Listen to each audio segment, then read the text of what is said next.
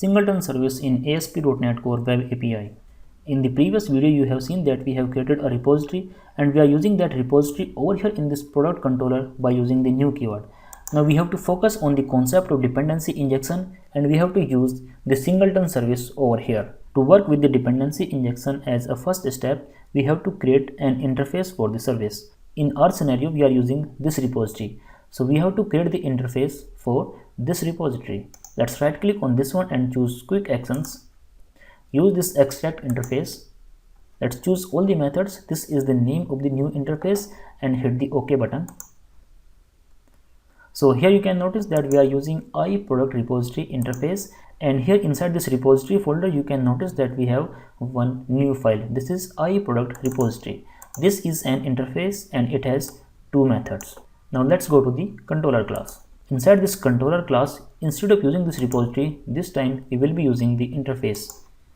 So here let's use the interface and we can simply remove this line from here. Now we have to make a dependency in between this controller and the repository, and we can create this dependency by using the constructor, the method and the property.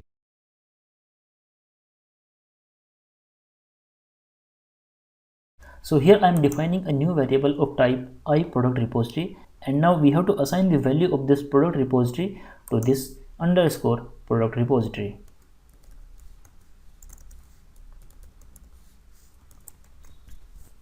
That's all that we need to do in controller file. This time you can notice that this controller does not know anything about the implementation. It is only aware with the interface that we are using for the repository. At this time, if you will try to run your application, then you will get an error, because at this time this application does not know which class is going to implement this interface.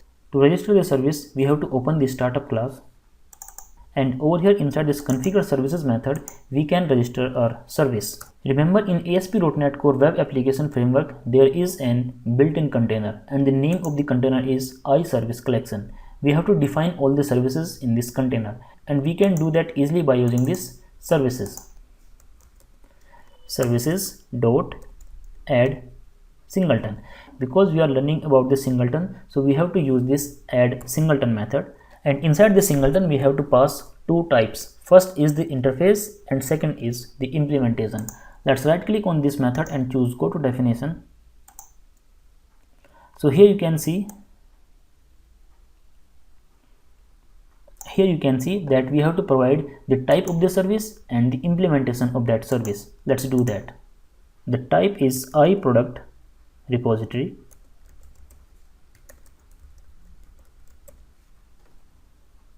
Let's resolve the namespace, put a comma, and then we have to provide the implementation. The implementation of this interface is product repository. That's it. This is how we can register an singleton service in ASP.NET Core Web Application. Now what will happen when we will send a new request at this action method, then a new instance of this controller will be created for us and this value will be passed by the application automatically. So here we will have the instance of the product repository. Singleton services can be registered by using add singleton method.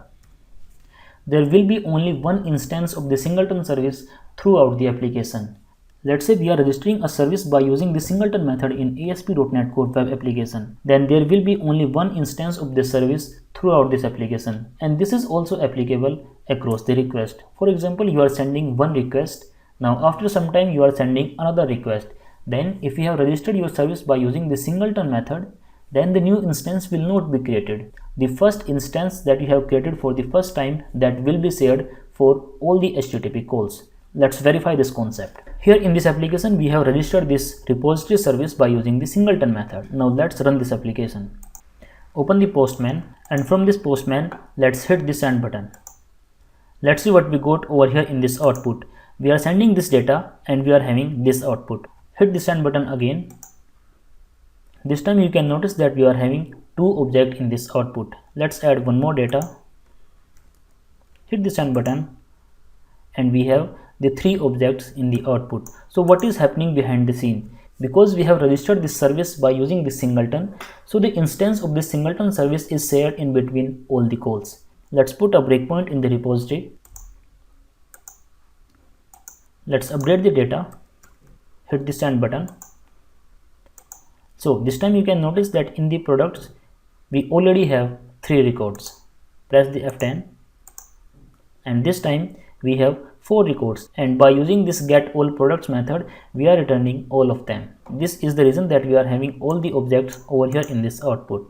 Now let's stop the execution of this application and let's run this application again. Send a new request again. This time you can notice that we do not have any product over here. Why? Because we have restarted our application and the instance of the singleton service will be created every time we will restart our application. That is the reason that we are having the 0 products over here. Let's create one more field for the same repository. Let's give it a name 1. Let's make the required changes here also. Now what will happen? We will have the instance of the service in 2 separate fields, and this time we will add the product by using the first instance and we will get the products by using the second instance, like this. Now because we have registered this repository by using the singleton method, so ideally the instance will be shared in between both of them. Let's put a breakpoint over here and run this application again. Open the Postman, hit the send button. Let's hit the F10 button. We got 1 product, hit the continue button, and this time we have added a new product by using the first instance and we are getting all the products by using the second instance. Let's hit the F10 button and we got 1 product. Let's hit the continue button. Here in the output also you can notice that we have 1 product. Let's send one more request. Hit the continue button. In the output you can notice that we have 2 objects. It means if we are using the singleton service, then there will be only 1 instance throughout this application irrespective of HTTP request.